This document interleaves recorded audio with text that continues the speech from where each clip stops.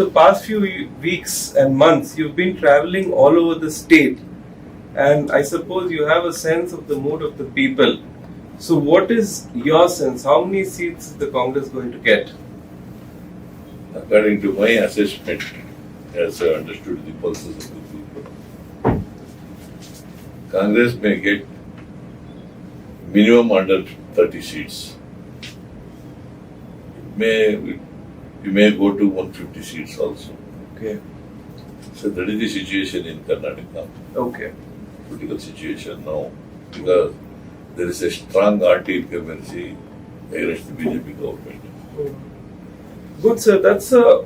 I would say that's a very slightly optimistic estimate. I'll tell you why. Because, if you observe the vote share of different parties over the past few elections, we know that the Congress gained the highest vote share. Right? I mean, even in 2018, you got 38. Around 38%. 38.18. 38.18. Yes, you're right. Which is certainly more than the BJP. But in terms of seats, BJP got 36.42. Yes. So, because you know this, I know this, Congress fights with the BJP and the JDS. So that is why your vote share is scattered. So, according to me, if you want to win comfortably, you have to increase your vote share by at least 5%. So, do you think Congress will be able to do that? Because that's a huge task. According to me, in the last election, BJP is strong in North Karnataka, but not in South Karnataka. In South Karnataka, particularly 5-6 districts, JDS is also there. Correct. There is a triangular fight in Yes. South Karnataka. Yes. But in North Karnataka, the fight would be between Congress and BJP. Of course. And coastal Karnataka In also. coastal Karnataka also. Yes. Coastal Karnataka also. That is why he got more percentage of votes, 38.18, and BJP got 36.42. And though we got more percentage of votes, but BJP number-wise, they Yes. got more seats. Yes. Democracy, it happens because in some constituencies, they secured more votes Yes. compared to Congress. Congress party is in all over the Karnataka. Correct. It secured votes. That is why in some parts of the Karnataka, BJP is not strong and it secured less percentage of votes. I understand that, sir, but that would mean Congress has to get at least 5% increase in its vote share, which is a huge task. 2-3% will treat the balance. 2-3%, according to you. Okay, and you're confident that in this election, 40 plus wow, 40 plus wow, it will change the scenario. yes. Thank you for that response, sir. Since Mr. Bommai came to power, Karnataka has witnessed severe communal polarization over a number of issues: hijab, halal, azan. Now, I've been reporting about all these issues. I've been traveling all over the state. The sense I get that, you may disagree with me, the sense I get that these issues have really impacted the young voters' mind. Right now, we have several lakh young voters between the ages of 18 and 22 who will be voting for the first time. So, these issues of communal polarization have sunk deep in their minds. So, I don't know, does the Congress have a strategy for first time voters? See, they have adopted the strategy of polarization, Hindutva and hate politics. And they have given attractive promises also to the youth. For example, Modi made a promise that 2 crores jobs every year will be given to the youths. Has it been implemented? No. And young youth voters, they will not be carried away by the just promises. And the unemployment problem is growing like anything in the country.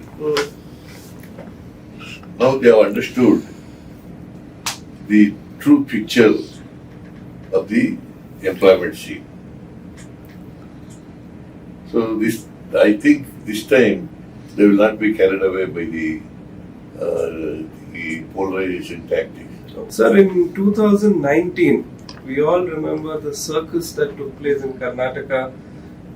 13 Congress MLAs were defected to the BJP. 14 MLAs. 14, I'm sorry for that. 14 Congress MLAs defected to the BJP. Your coalition government collapsed.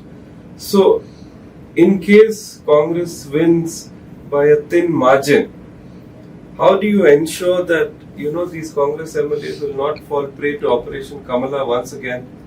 Last time, the last election, they got elected 104. This time, they will cross even 65. Okay. And this is not possible through Operation Kamala. Okay. They can form the government again and again. Okay. I understand. And which JDS may get 20 to 25 seats. Both put together, they will not cross even 100. Okay. So then that means they will not be able to do Operation Kamala this time. Okay, thank you, sir. So this one of the popular schemes launched during your tenure was the Indira canteens, which provided meals for ₹5 and ₹10. We've noticed that the BJP government has pretty much finished the Indira canteens. Almost finished. Yes, almost finished. So will your government restore the scheme when you come to power? 100% we will restore this scheme. Because to auto rickshaw drivers, to laborers who are working in so many factories and things, and the people who are coming to Bangalore, to the hospital, to the schools and all. To such people, we have started this Indira canteen, giving breakfast at the 5 rupees and dinner, lunch and dinner at 10 rupees. See, they are going to stop it. To whom you are giving through Indira canteen? Correct. Poor people. Yes. Labor section and auto drivers, car drivers, such people you are giving. And people who are coming to the hospital, people who are coming. Floating population is there in the Bangalore city. A lot of floating population there. So such people we have started this Indira canteens. These BJP people are almost they have stopped them. So you're coming to a very contentious issue, that of reservation. You have stated that if the Congress is voted back to power, you will restore the 4% reservation. No, not only we will restore, again introduce the 4% reservation to Muslims and also to increase Okligas and Lingayats also by relaxing the 50% reservation. Okay. See, there is a ceiling on After reservation. the Indira Sani case, yes. Indira Sani case. In Indira Sani case, the 9 judges Supreme Court Constitutional Bench, they said in their orders that reservation shall not exceed 50%. Now, by increasing 15% to 17% for SCs and increasing 3% to 7% to STs, now it becomes 56%. And Government of India also relaxed by giving 10% reservation to EWS, economically weaker sections. Now it is 66%. Correct, yes. Unless amendment is done for this 6%, and they are put in the 9th schedule, it is not valid under the law. It is unconstitutional. Okay. That is why, if we come to power, we will increase, relax this ceiling put by the Supreme Court by amending the Indian Constitution. Okay. That's an ambitious, it's a challenging promise, sir, because to amend, to recommend it to the center and then for that to happen, it will take time perhaps, but I understand. They claim that their government is a double engine government. Government is there at the center, BJP government, and BJP government is in Karnataka. What they were doing? They should have requested the Prime Minister or the Social Welfare Minister to increase quota and put it in the 10th schedule of the Indian Constitution. Why they have not done? So it's a gimmick then. Yes, it is a eyewash. It's a gimmick, political gimmick. Sir, my next question is, you have said that this will be a last electoral contest, but you have made similar statements on the eve of past elections as well. So see, it is true that I said in the last election that it's going to be my last election in the last election. But BJP is ruining the state. In order to defeat BJP and to bring back Congress party into power, I have decided to contest again in this election. Of course, this is going to be my last election. So, two contentious legislations were passed by the BJP government, the cow slaughter law and the anti-conversion law, which was opposed by the Congress. So, will you amend these legislations if you come to power? Certainly. Cow slaughter bill. See, it is not going to help the farmers. So that is why we will restore the old act. Okay. Number one. Number two, this anti-conversion. Anti-conversion. That is not necessary. In order to polarization of votes, they have done this. Yes.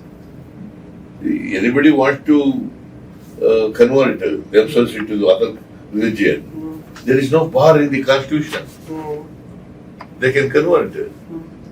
If I want to convert to Islam or Christian, I can. If I want to continue in Hindu religion, I can continue. What is wrong in that? It's a freedom given to individual under the Constitution. Well said, sir. So, in the 3 districts of coastal Karnataka, Congress won only 2 of the 19 seats, including the by-election. In this communally polarized part of the state, what is the Congress's strategy to increase its seats? No, this time the people of coastal districts, they have understood the communal agenda of the BJP. Therefore, this time, and particularly more awareness is there in these coastal districts.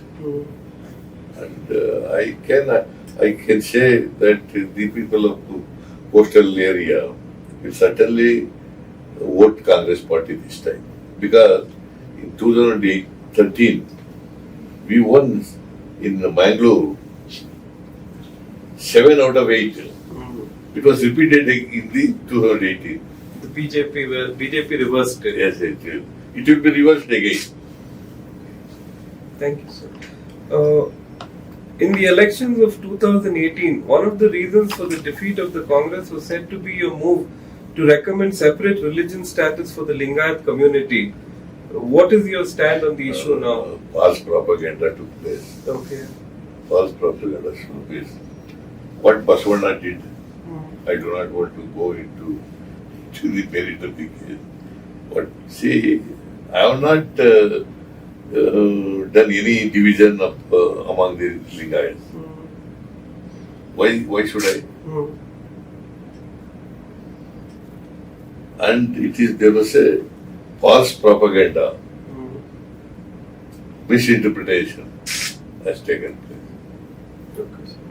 Then another reason that was cited for Congress's defeat was the Madigas deserting the Congress because of the non-implementation of the Sadashiva Commission's recommendation. Are you confident now, this time, that the Madigas are with the Congress since the BJP has provided that internal reservation? See, as per the internal reservation is concerned, we are not against it. Only thing is, some sects of the Sarukars, they are opposing it. For example, Lamanis are opposing, Ovis are opposing, Pacha Kurmas are opposing. Touchable Sarukars. But they were keeping quiet more than 3.5 hours. Now they started giving, recommending internal reservation to the Sarukar people, to the government of India, because government, they only recommend, they can't implement. So just one last final question, and I'm very, I feel very fortunate that you've patiently answered a lot of these. Some of these were tough questions also. So earlier, I remember I've been following your political career for 15 years now. I mean, since I became a journalist, you were identified as an AHINDA leader. All the discussions centered around the politics of AHINDA, but over the past few years, I've seen that, when Mr. Siddaramaiah's name is mentioned, AHINDA is not mentioned along with it. So, in a way, have you transcended that? Have you moved beyond the politics of AHINDA? And have you been accepted by all sections of people in Karnataka? See, Congress party is also committed to AHINDA, people's welfare. That is why, when I was in Dalits, I started this AHINDA movement. But for which Devagowda expelled me from the party. Because there was a rally, AHINDA rally in Hubballi. First rally in Hubballi. The rally was held successfully. So Devagowda became angry. I was Deputy Chief Minister in the coalition government. Devagowda, through Dhanam Singh, dismissed me from the Deputy Chief Minister and also expelled me from the party. So I was organizing AHINDA people in Karnataka, and Congress, Ahmed Patel, it is he who invited me to the Congress party. Congress party is also committed to social justice. Social justice means to all sections of the society, and particularly those who are denied opportunities in the society. Such people should be preferably treated. Preferential treatment, we call it as preferential treatment. So Congress party is also doing that. That is why I joined Congress party.